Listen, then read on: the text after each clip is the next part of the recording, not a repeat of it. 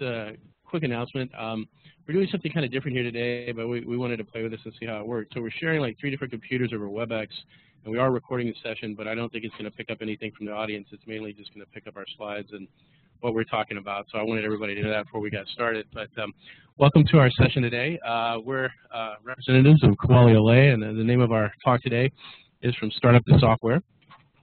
Let me introduce our speakers. My name is Robert McDonald. Currently I serve as Executive Director of Kuali OLE, and I'm also the Associate Dean for Library Technologies and Digital Libraries at Indiana University. With me today is Mike Winkler, who's also Chair of the Kuali OLE Functional Council and Director of IT at the University of Pennsylvania Libraries. Brad Skiles is our Project Manager for Kuali OLE. He works on site with us in Bloomington with our core team. And Rich Slaybach is our Quality Assurance Manager, who will be doing actually the hands-on part of our software demo today. And he's also with our core team in Bloomington. So just a little bit of the storyline of what we're going to be talking about today. I don't want to spend too much time on this, but a little bit about who we are. I'm going to get through that fast because I know most of this crowd in here, so I see most of you know who we are. So everybody's heard of Kuali OLE before? Let's see. Yeah. All right. The hardcore library automation folks, right? A little bit about what we've done since we started our build phase in July of 2010. A little bit about our roadmap for coming next, especially in this second year, coming up on the second year of our build phase. How we did some of the things we did with of our technology stack and where we're going. Just a little bit of a nod to our partners. Everything that we're doing with Kuali OLE would not be possible without the matching funding that we got from the Andrew W. Mellon Foundation, as well as the cash investments from all of our partners, including Indiana University, University of Maryland, Duke University, North Carolina State University, University of Florida, the University of Pennsylvania, the University of Chicago, and the University of Michigan, as well as Lehigh University. A little bit about our foundations and where we came from. We started out with a year-long kind of planning phase with 10 partners led by Duke University, also with some generous funding from the Andrew W. Mellon Foundation. And one of the things we found in that year-long study of the 10 partners we got together, we had international partners, we had lots of regional workshops in the U.S., but we really found, that there was a will and an openness toward working with more open source software and managing, the enterprise or our library business. We also saw that everyone to a T wanted to find out how they could utilize the workers they have on staff in new ways with new workflows that were much more extensible and flexible. And it led us to kind of a conclusion that we had enough folks from that community phase, because that's what we did in that first year, was see if the community was there to support us and start working toward an initial design phase, which we also did during part of that year-long planning grant. And we took almost another year, about 8 months, to put together our proposal for our build phase, to get our Kuali charter together so that we OLE could become an official application partner with the Kuali Foundation, and we did that to leverage overhead and management for overall long-term sustainability for OLE. We became part of the Kuali Foundation, which is a 501c3 group. We put our build phase together after that, got our matching funds and our cash investments from our partners, and started up July of this past year. And so if you see kind of our phases, we've kind of gone through seeing if our community's there. We've well into our design phase. We're almost a year into our build phase, and as we focus now, we're looking at sustainability for the long term. And today, before I get too far into our history or anything else like that, we really want to get back to what we're here to show you today, which is actual software. We started coding February 1st, 2011. What you're about to see is really about 6 weeks worth of programming from our the work of our functional council, in particular designing the specs for this, our work with our contractor HTC Global Services, who's actually been doing the coding for this. And what you're about to see is typical library workflow. It's what we would do to get a YBP mass approval plan in, set up the requisition, and get the purchase order done. You'll see a little bit in the 2 views of our demo how you can change the configurability and the extensibility of the workflow. And with that, I'm going to turn this over to Rich, who's actually going to show the hands-on software.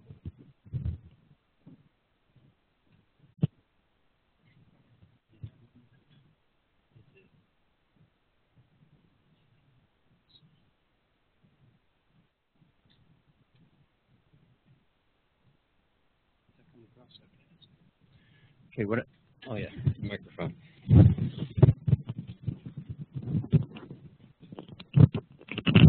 Okay, what we're going to show today is I'm just going to go over an overview of what we're going to show in the demo itself.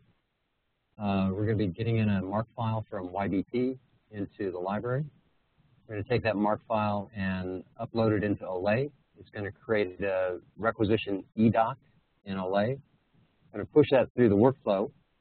At the end of that workflow, it's going to automatically create a purchase order and encumbrances, and I'll show you the encumbrances as well, visible inside the application. Okay.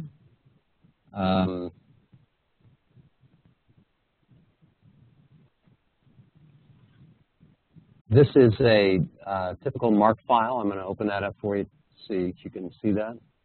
Everybody, sounds like everybody's from libraries. You're aware of what a MARC file is and how one ends up with it. This is a sample one that was donated by one of our institutions, and just want to show you there that it's got 26 records in the MARC file. We're going to, this is our Kuali OLE interface present time, our application. I'm going to go over to the administration side, and we're going to run a job that will take that file and upload it into OLE itself. Most of the time, typically this job would be scheduled, but for the purposes of the demo, I need to know when it starts, when it stops, so I'm just going to run it from the manual run button. And so that is now run, and what it did was took that folder out of there. It created 2 additional files here, and now that done file is gone. It's an indication that the job is complete and that the requisition has actually been created. The requisition is going to go into someone's action list. We've got it coded so that it's going to go into this K. Huntley user's action list. And there's our requisition that was just created. We'll open the requisition, and you'll see what a typical eDoc in Kuali land looks like. Again, this is where it ends up, where it starts. All of those things are configurable in using the Kuali RICE workflow engine. But this is typically what an eDoc looks like.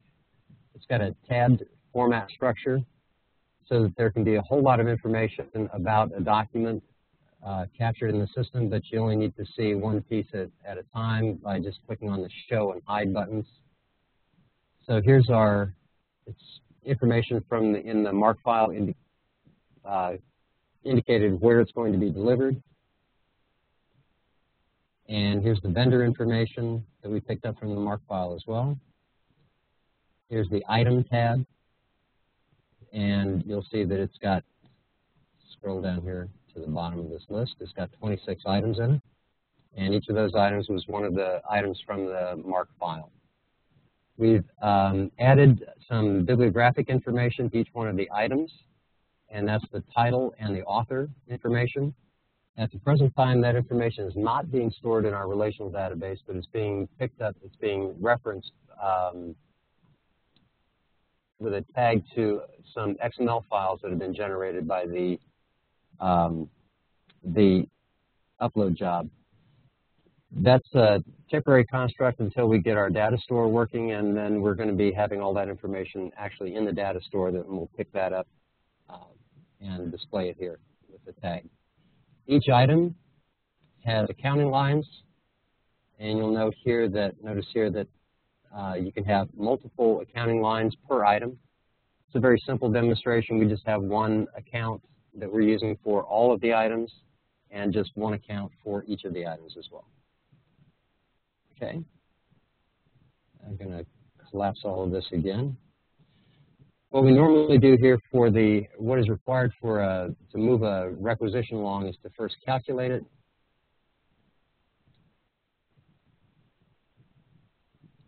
And then once the calculation is done, we submit it.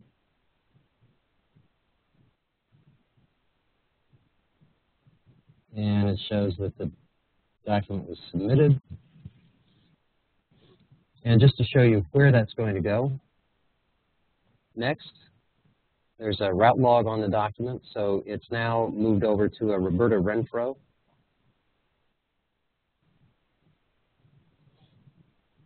So what we've done at this point is we've gone through the upload of the file into OLE, and we've created a requisition eDoc. Now we're just going to follow the workflow through.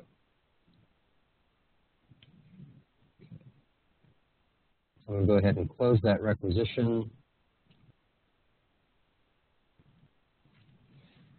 And if we refresh the work or the action list here, we can see that it's no longer there. But now we're going to log in as Ms. Renfro and look at her action list. And there's the requisition now that's been approved by Keisha Huntley. You can open that.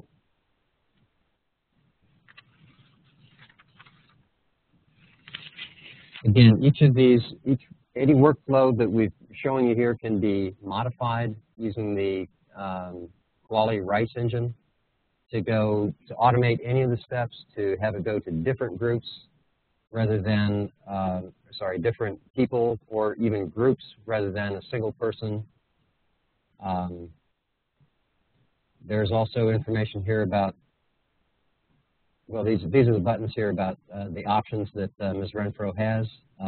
Most of those things are not near as interesting as the approve for the purpose of the demo, so we're going to go ahead and approve this one here. And closing that window again, and refreshing her action list shows that there's nothing in her action list. Now, what that's done is it's created a purchase order eDoc, and that purchase order eDoc is back in the action list of the initiator, who is Kay Huntley. So we're going to go to her action list again, and we'll see that a purchase order is awaiting her action. Now, what it's waiting for is for her to print it out. We've defined this vendor as a print vendor, so and that's just one of the various options. It could be any other transmission method. And we'll see here that it's still got 26 items in it. The purchase order document has also been modified to include that stubbed bibliographic information. And the total amount of this purchase order is $925.94. And so I don't have a printer here. We'll just leave it sit there for now. I wanted to show you the encumbrance that's been created as well. If we just go over here to the balance inquiry, available balances, and putting in the accounting information that we used on the requisition and the purchase order, we can just request it to include pending ledger entries that have been approved. So if we do that and search for it, it will show that there's $925.94 encumbrance. And if we drill down to that amount, it displays it in a fiscal year graph mode. So now we've got this $925.94 that it was encumbered in April. If I click on that, it'll actually take me back to the purchase order, show me the purchase order, show me the document that created that encumbrance. If I click on the document number there, it will actually open up the purchase order again. Also on the purchase order itself, we've got a view to related documents. If you wanted to go all the way back, you can actually open up the requisition that started the whole chain of events here. And there's that one, which is, and you notice the requisition status here is closed. Okay. So we'll shut all this down. The alternate thing that we wanted to show you was instead of having one mark file create one requisition with 26 items in it, multiple items in it, we have a user story from our institutions that also say that they would like to have one requisition with only a single item in it. So each item in the record would create a requisition. and I want to be able to show you that as well, but that's going to take about 5 minutes to turn a parameter on and off. So I'm going to turn it back over to Mike. Thanks, Rich.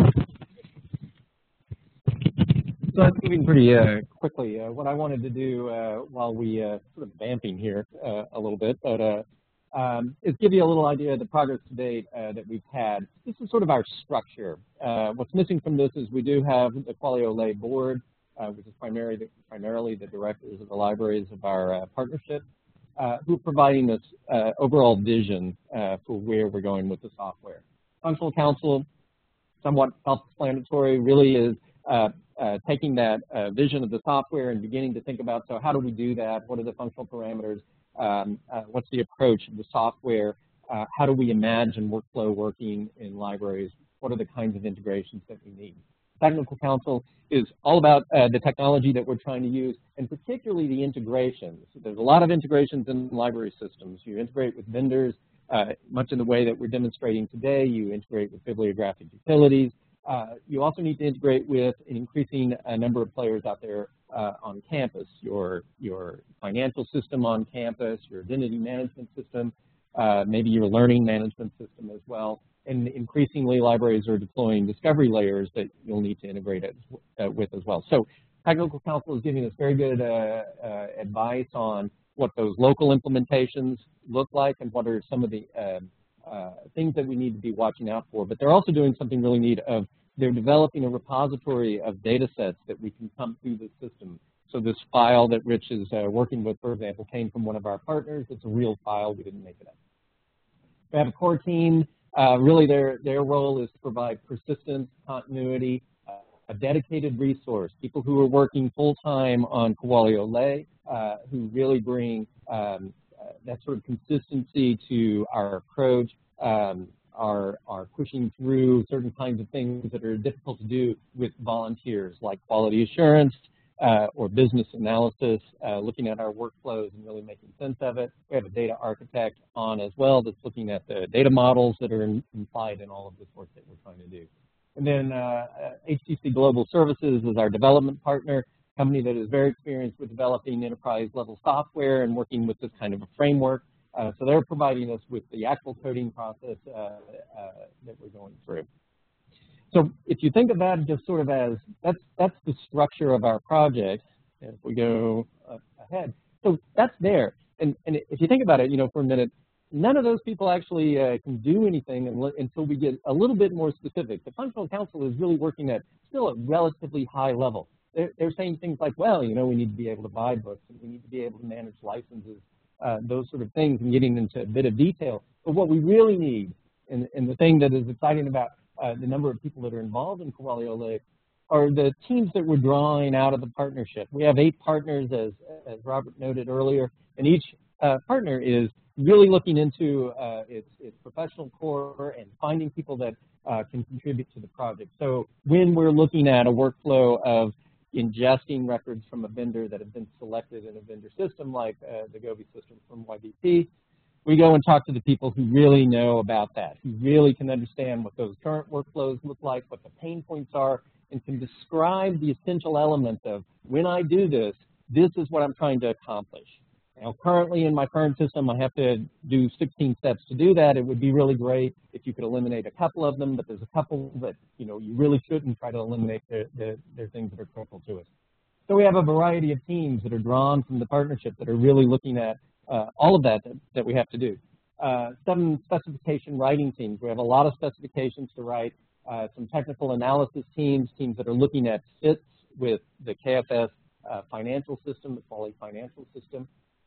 And what they do is they layer on top of that infrastructure that I showed before, the functional council, technical council, core team, and HTC developers, and have generated the raw material that engine needs in order to move forward. So taking direction from functional council, taking into their thinking the requirements of each local implementation as we move forward, and then working through the core team to do business analysis, and with the developers to actually turn code around in an Agile methodology. We've had outcomes of not only this code demo, but we've been burning through our backlog of user stories and beginning to produce functionality. Brad will talk a little bit about that in a minute, but we have a code coming back from HTC. We have our KFS OLE instance up and running. We have our development environment in place. We have over 3,000 user stories that are being honed into functional requirements. And I think with that, we're ready to do the second part of the demonstration.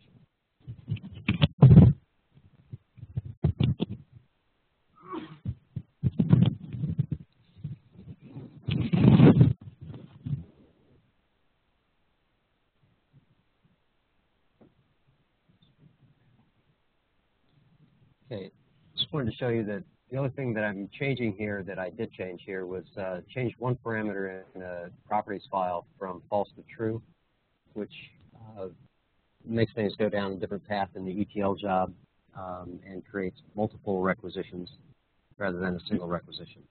So we're going to do the same kind of thing over again. Don't expect anything new and exciting that you didn't see the first time. But there will be many more requisitions created, and it's probably worthwhile just to let you see again what the steps were that we went through. So we're going to run that, and it emptied out the first folder, and as soon as that one file is gone, which is now gone, we'll go back to Keisha Huntley's action list.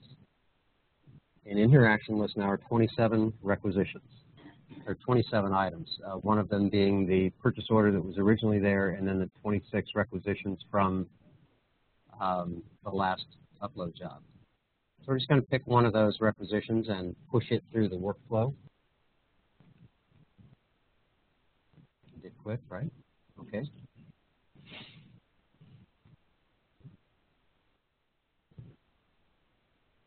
And closing that. Again, here's the requisition, and this one only has one item in it, and it's for $15.95. Total amount $15.95. So if we go down here and do the same thing, calculate it, and then submit it.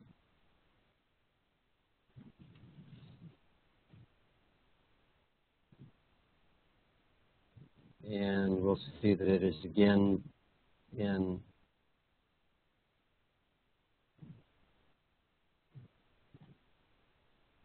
Roberta Renfro's action list. See that on the document itself. So we'll refresh this. It's down to 26 items. Logging in as Roberta Renfro. And going to her action list. There's the requisition that's in her action list. One of the things that can happen with this RICE approval engine is you can get notification about things in your action list by email. You can even approve them directly from your email.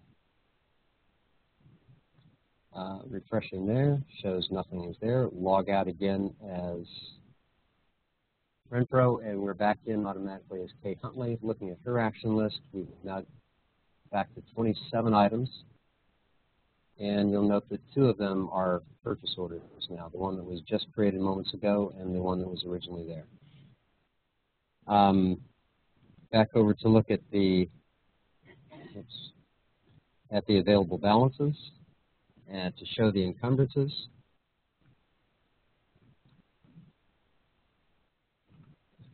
And we're going to include pending ledger entries. Run the search. That amount is now increased. We drill through that amount to show the monthly amount. You'll see that there are now two purchase orders that have contributed to that encumbrance amount, the $15.95 and the $925.94.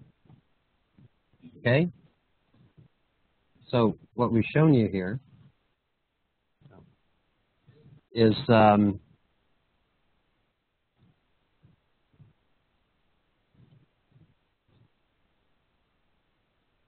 mouse happy, sorry.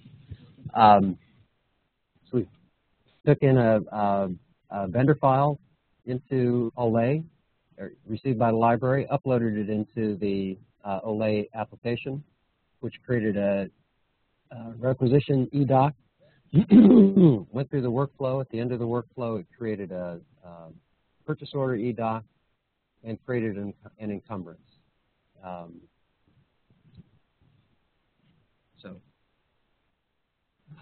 Thanks for letting me show you some code, and I'm going to turn it back over to Mike. Great, wasn't that exciting?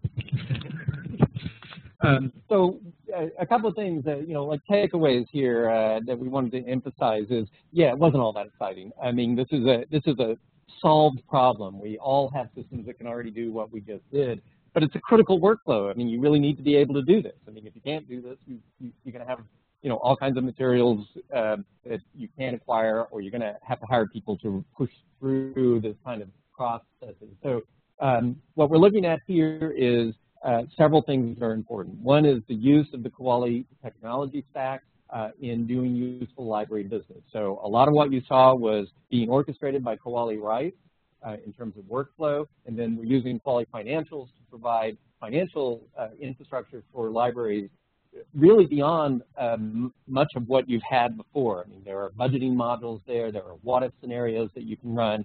It's a full-blown enterprise-level system, lots of capabilities in that system.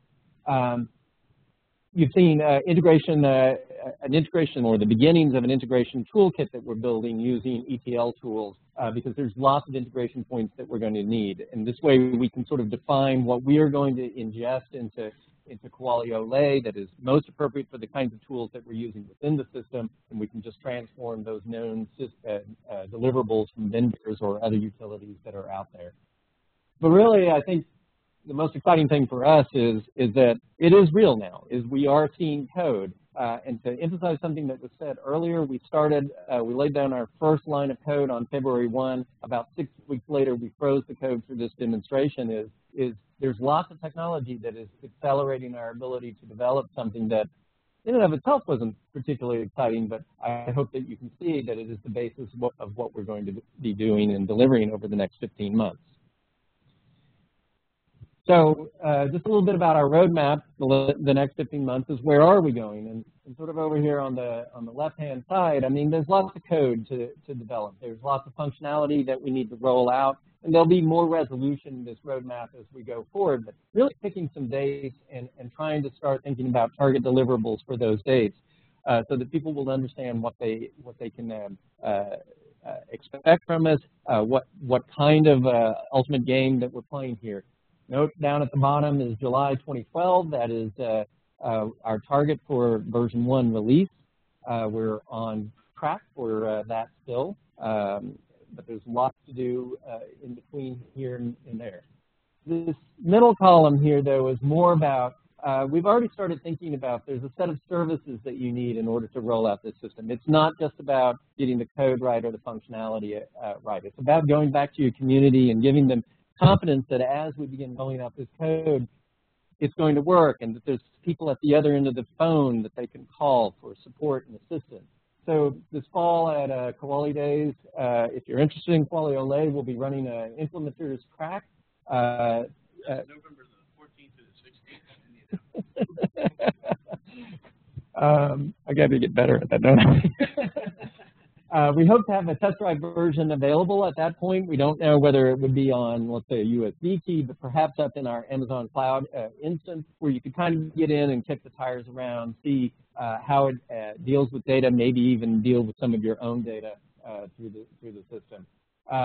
We're going to be developing those support tools that the implementers need as they start putting code in place, including help desk services. It's very important for us to involve a robust commercial aftermarket for this. There are support services, hosting services, installation services, even programming services that you could imagine evolving around Kuali OLE. So beginning to engage with the Kuali Commercial Affiliate Program and attract commercial interest to the software and to services that libraries will need. Additionally, we want to make sure that there's a robust set of tools available for non-commercial interests, for the library community itself, sort of that code to live approach of being able to get out there and do something with this core infrastructure, this business workflow engine that manages your library process, really giving those developers something that they've not had true access to previously. The financials of their library and how that operates, the workflows that are behind those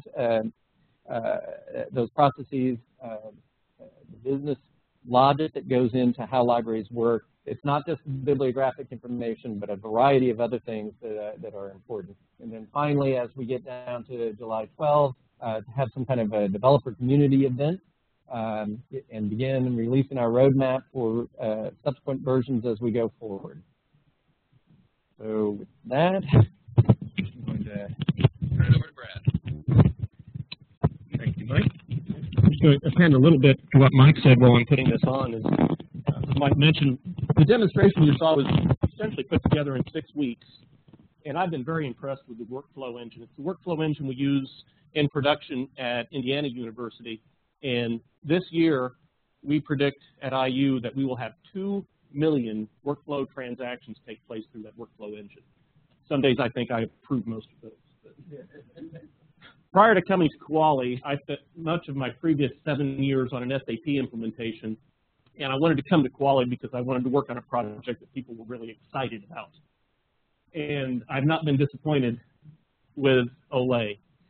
Kuali Foundation is a community source software organization. What we've kind of found with OLE is that it's community source on steroids. And so we've started referring to it as crowdsourcing.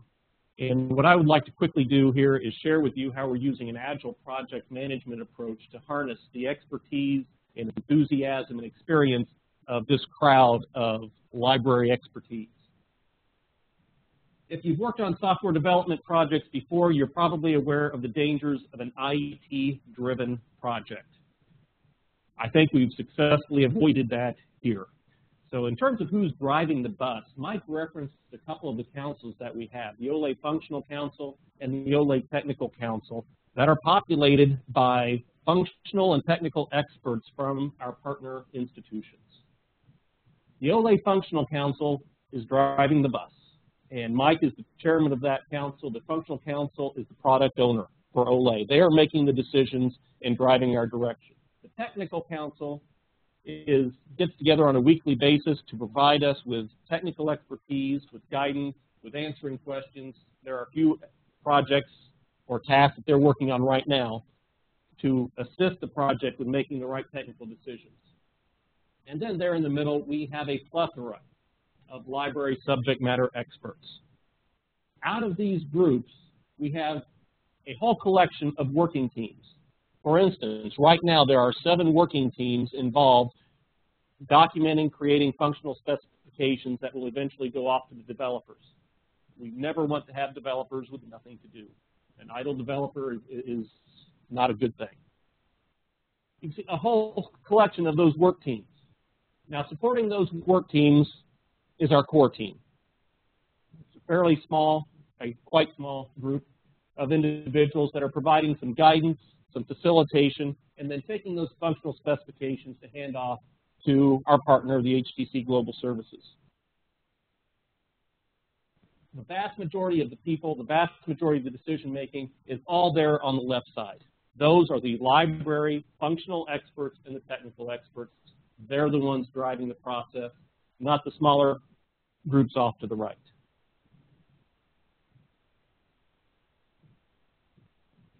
I know I have another slide. In terms of the crowd, to provide you a little more information, you can see the distribution between our partner schools and who is involved right now. If you add all of those numbers together, there are over 100 library functional experts who are currently working on those teams I showed you on the previous slide. It is a crowd of people, a crowd of library expertise that's working on OLE and keeping it moving.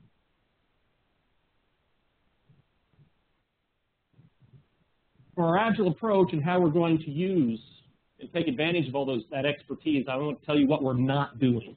And that is the traditional black box development, where users have some requirements and they launch it over this wall to unseen developers on the other side, who 6 or 9 months later return something back to the users, and the users say, well, this isn't really what I wanted. This is what we're trying to avoid by taking a more agile approach. So here is the approach that we are taking. If you're familiar with Agile project methodology, I'll especially draw attention to the first 2 bullets where I think this is particularly important. First and foremost, it is the librarians who are driving this process as the product owner and the domain experts. This is library driven. It's not driven by those of us who are on the core team and on the IT side. And the second very important concept in the Agile approach is that we are using rapid iterative planning and development. That means we are doing coding, we're turning over functional specs, we're coding, and we're turning that code back around as quickly as possible so that the librarians themselves can see what's being developed and they can provide the input. Is this what you were after? Is this what you envisioned? This allows us to have constant evaluation of this product as it evolves. It also gets us immediate feedback. This next bullet has become more and more important to us. It's constant learning and improvement. Even though we've only been in coding since the 1st of February, the learning curve for our analysts and our developers has been tremendous. And it's part of that is because they're getting constant feedback and constant interaction with the functional users themselves. Specifically, the Agile methodology or our implementation of Agile, the core team and the HTC developers are in communication through what we call scrums on a daily basis. I have 2 scrums every day. The first one in the morning is with the core team, and Mike and Robert get on that. And we discuss what we're doing that day, and we can address problems and issues that have come up in the last 24 hours. We then have another scrum later in the morning with our developers.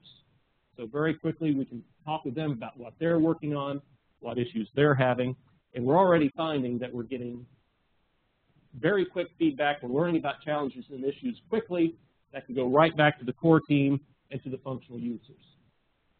We are utilizing a 2-week sprint concept. So every 2 weeks, we are having code returned to us from the developers. It's going right into testing and evaluation by the functional users, by the librarians themselves.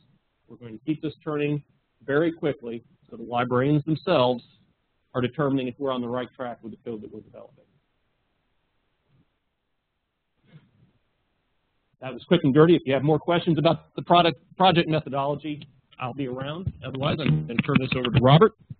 Or I guess you could ask people. That's true. The point here being that we created a world much like we saw yesterday from our keynote, just giving you an idea of all the different people from all those institutions that we already showed you in the pie chart that are working on this. And it really has turned into a very, very large group, but very manageable because of the scrums and the Agile type of methodology we've applied. Now, it's not a strict Agile methodology. I know some of you are probably sitting there digging that, but it's working for us. And we hired a consultant that actually looked at how we wanted to do this. And she was her specialty is in Agile development and higher ed. She looked at what we wanted to do, and she helped us develop the methodology that you're actually seeing now from Brad.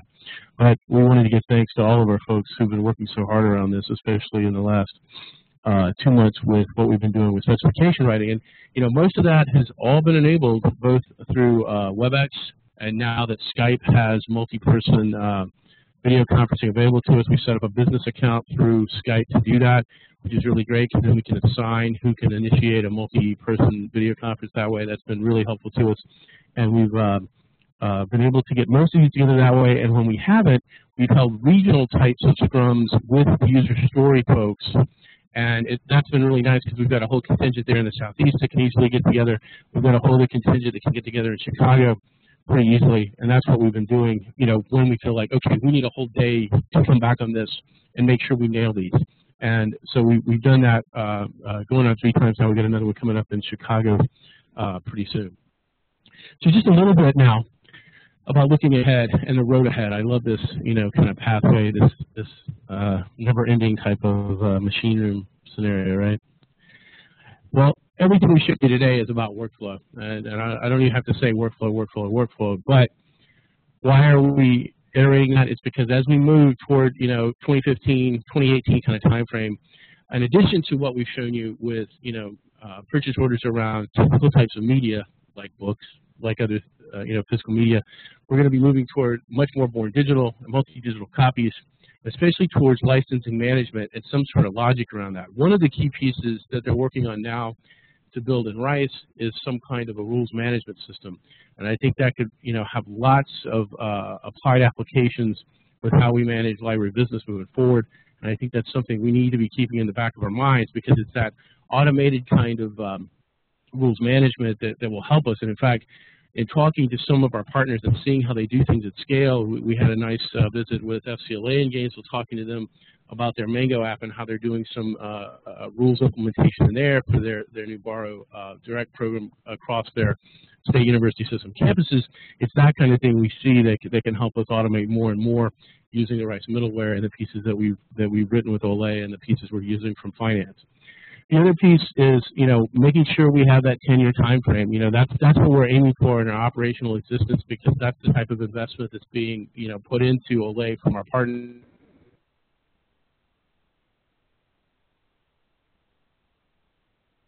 How RISE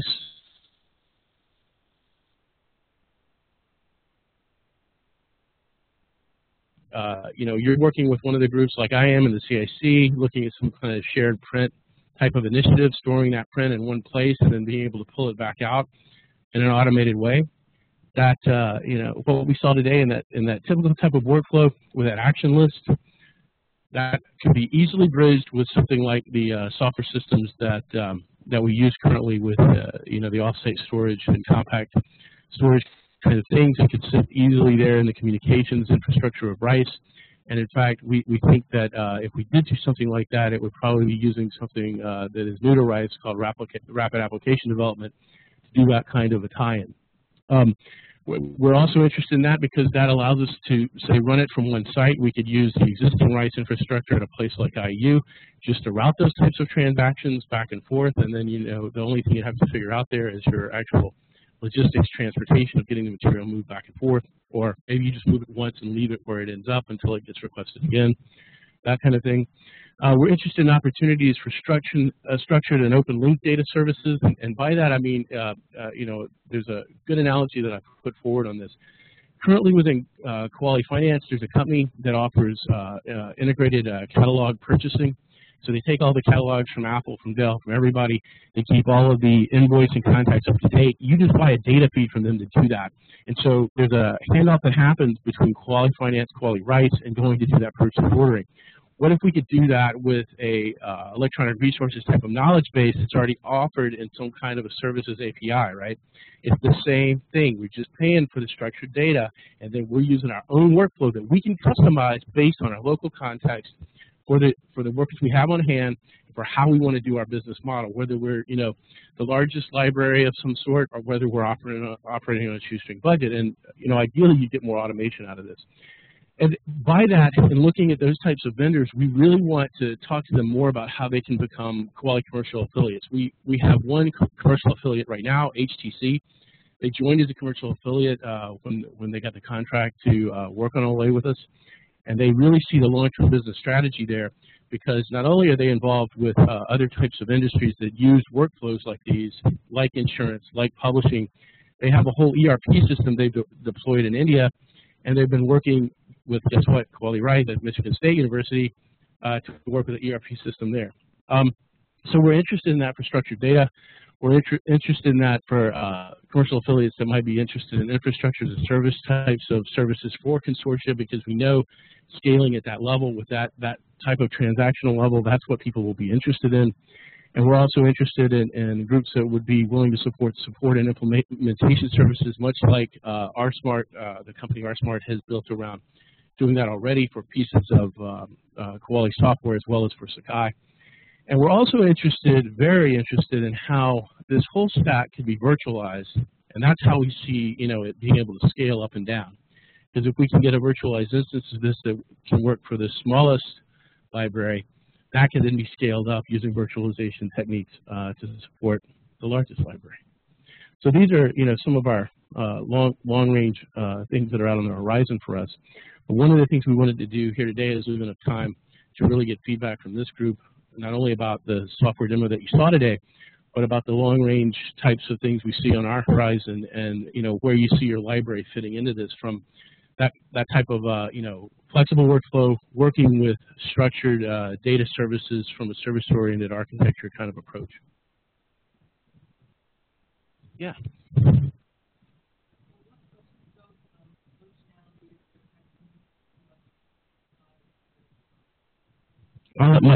Yeah. Yeah.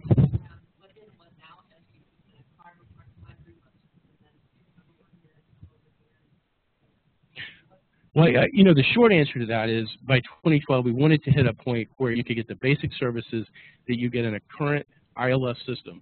And most current ILS systems do particular things really well, and they work, a lot like a purchasing system with budget management functions and a few other integrations. Oh, yeah.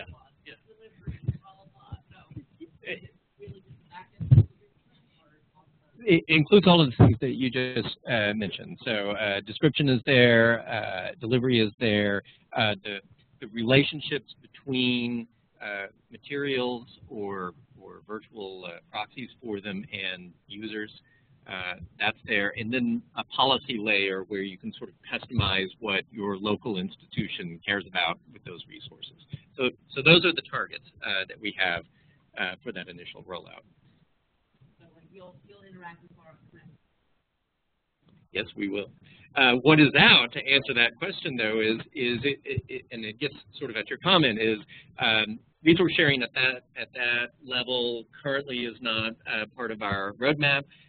Discovery layer is not part of our roadmap. That's very well done. And in fact, even integrations itself, they're part of our roadmap, but it's through tools like ETL tools that we're looking at doing that. What we're really focusing on is the core business logic and the financials, the descriptive pieces that can't be done in other systems particularly well, and bringing those really together in a tool that's meant to understand that it lives in an ecosystem of data coming from service providers and going out to services that that you may be running at the library, or that other people may innovate because your data feeds could be available and open to them.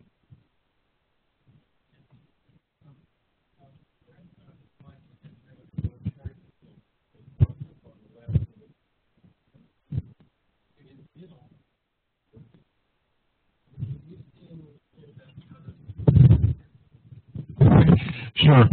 What the approach we're taking, and we've had a few teams now that have worked on building the functional specifications, and we're getting ready to try something a little new based upon our previous experiences. We've done in the past, these have been led by an expert from the functional areas. And they've done it all virtually. They've been meeting by telephone, and it hasn't worked bad, but what we are now doing is we are starting with the same type of leadership. These are led and run by librarians, and I've got 2 business analysts who participate on these teams to help provide some coordination and training so that we're doing functional specifications consistently. But now what we're doing is we are putting together a series of regional workshops. So, for instance, we've just had one of these workshops scheduled for Chicago in May. So that functional specification team is going to gather for a day in May, face-to-face, to pound out some functional specifications. We do as much of the groundwork in advance as we can with our business analysts, turn over that documentation to the team so that they can spend their time as efficiently as possible populating the fine details of those specs. They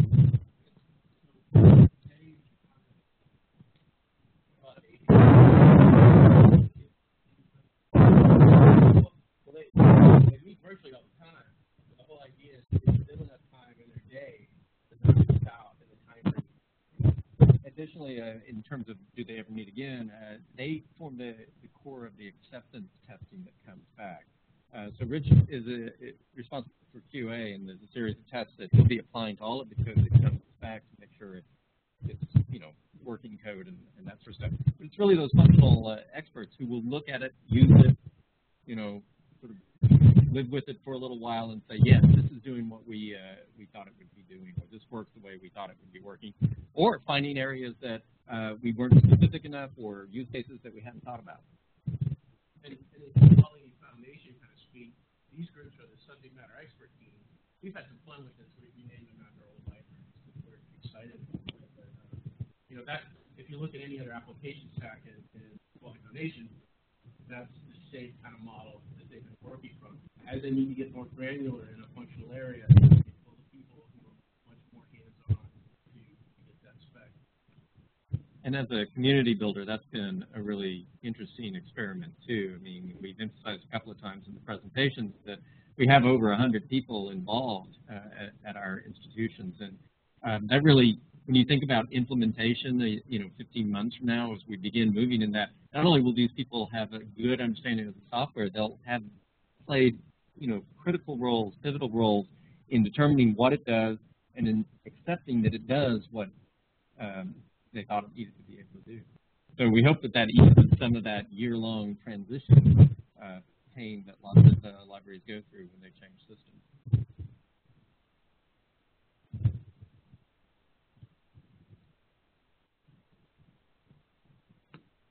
Okay.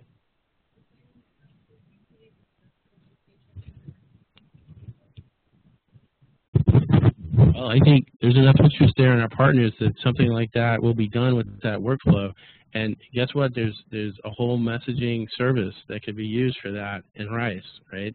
But, I mean, that's one of the things is getting the basic functionality down first so that you can then, develop more of that. And I can see it happening with someone, even if they weren't part of our group driving our direction and working directly with us, if they put this software in and they had someone that learned more about RISE, they'd be like, oh yeah, we just tie this to our regular messaging system at the university, and this is how we would get them to put in a request, and it would be in a structured bibliographic kind of citation. It would then just go through the process, especially if you had set it up where, like maybe one person is just taking a look to make sure it's not, a $100,000 item, right? Or, you get a rules engine that's already looking for that. If it's a certain thing, it just goes on through to the purchase order piece, right? And goes to your set of financial people that would do that, and anything else would wait in the action list, to see that kind of thing. And one of the things I, thought about while I was watching Rich this morning do this, about that action list, we've already had a Kuali commercial affiliate do a mobile app for that stack and that action list item. It could be applied to this if you were so interested.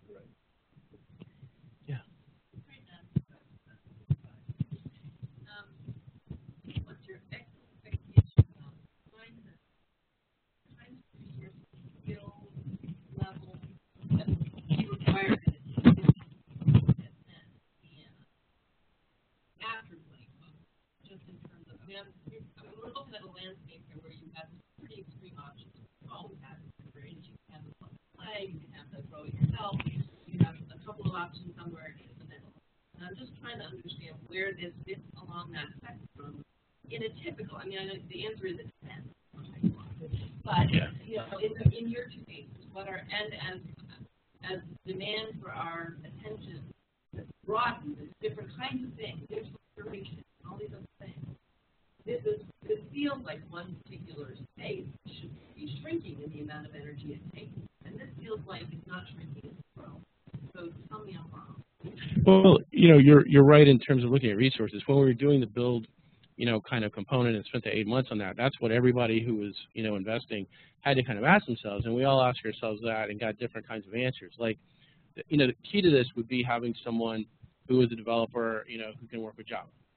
And a lot of our partners didn't have that right off the bat. I had that, but they were working in a completely different area, right? But at the same time, I've also got a team in enterprise software at IU that runs our system for us, and they can be using this 2-year time period to come up to speed on things like RISE and things like how we're using that part of Kuali Finance that we're using and the custom software that's making up the OLE stack. And so maybe they don't need to become master Java developers, because I got a couple guys there that are pretty good with what they do. If they understand how to make the minor adjustments that are needed to the pieces of the stack we're using, I'll be okay, and I won't need a whole lot of expertise from my Java development guys. But when I need it, I've got it. Now, if you didn't have that already, that's where you needed to start figuring out, okay, you know, if I'm looking for another developer soon, how would this fit in? So I think Mike can answer that probably a little better. But maybe not. I mean, what I wanted to say is the way I look at this is, you know, it's easy to talk about the technology that's required, and there are technologies, and I think Robert's right about the way you could array those. There's a variety of options. You can imagine a menu there. The critical piece, I think, for libraries in the post-2012 world, if you implement OLE, is really understanding your workflows, is really being able to look at what is it that we do and how do we want to do it, where do we want to invest staff and resources, and where is that going to come from? I mean, I think all of us understand that our budgets aren't going to grow in any kind of significant ways, that we have large installations of staff in technical processing areas that we would like to begin finding more flexibility with. So this is really a goal. It was one of the foundational goals of the directors as they got together and agreed to go into Kuali OLE, is that they needed that fungibility with their staff to be able to think about moving people around in ways that are more user-centric and directed towards external-facing services rather than processing. So you have to understand your workflows well enough that you can find those points that you can automate. You have to approve every requisition, or can you set rules that say, you know, if it's under $1,000, our use case was $925, they just go. With user-driven, patron-driven acquisitions, you can imagine kinds of rules that you might apply to that. If it's a faculty member and it's under, you know, some not ridiculous amount of money, and it doesn't already exist within your resource set, go ahead and get it. Why not?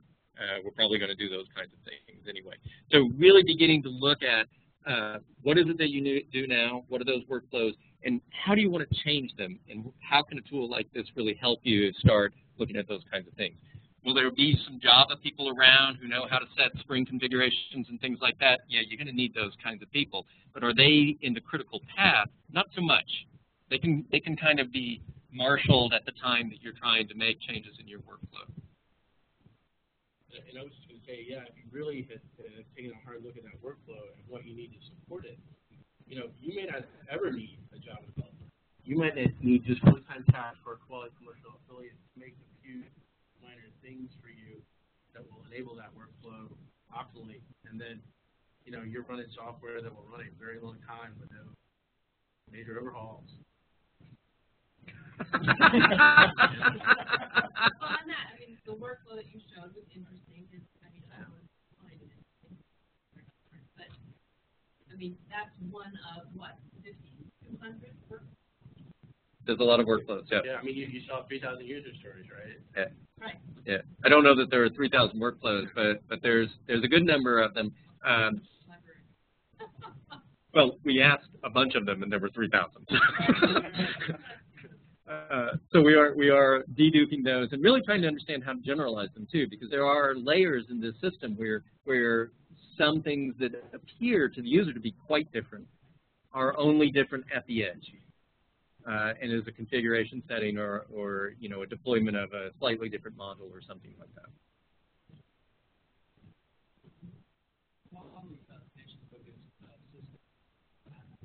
Have you found that function overall productivity of using a web-based tool for high transaction?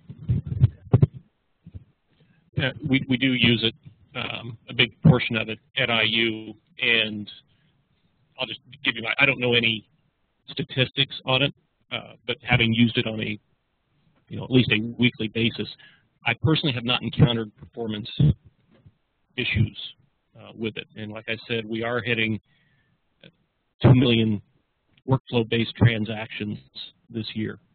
And when I click on the little link in my email, it goes right in, and I've been very impressed with it. From my user experience, there was a big transition stage when I moved to some of the EDOC stuff, but you know, once they got there, I was there during the move to the travel system, which is built completely around EDOC, and everybody was so familiar with how the interface worked at that point. You know, it was just like, oh yeah, this is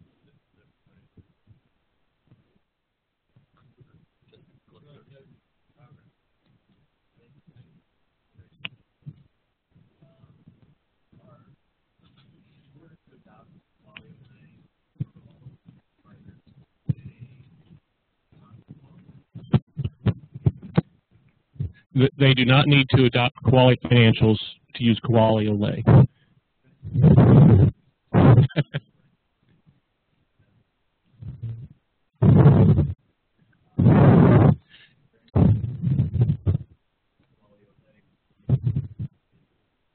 Oh, absolutely. Absolutely. Part of our guidelines, if you will, is that Kuali OLE will be able to interface. We'll have APIs, open APIs that you'll be able to use with whatever financial system that you utilize at your institution. And to be clear, when we're talking about the use of Kuali Financials within OLE, that's within OLE. And if you went out and bought a commercial system today, there is some kind of a financial system that isn't SAP. And you have to integrate that anyway. So libraries need some kind of financial core, and then the university needs some kind of financial core as well. So we've not changed that equation. By implementing Kuali OLE, you can go out and buy whatever crazy piece of software you want.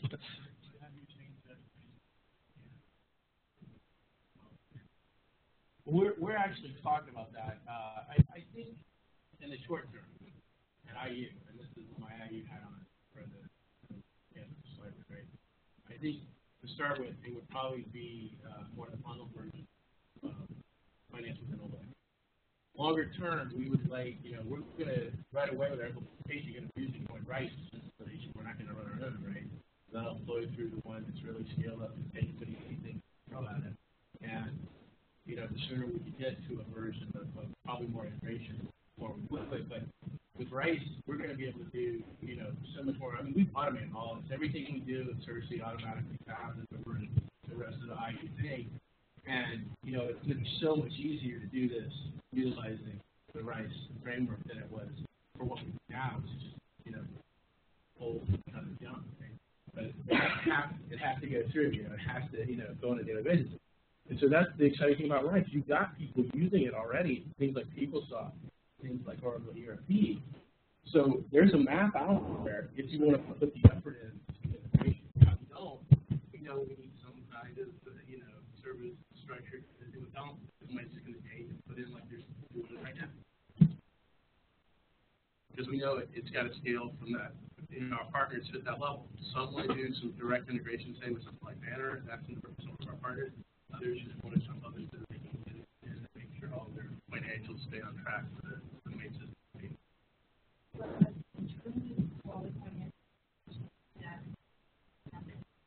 What you were watching today in the demonstration was Kuali OLE built on top of Rice and KFS.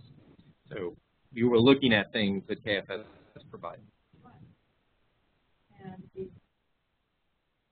But you need those things. Oh, yeah. So you were installing OLE with you?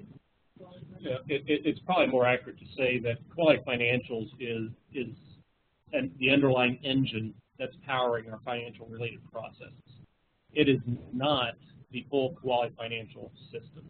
So you basically had some scaled down version for those particular functions that would be available to anyone who wanted to adopt the plan. Right.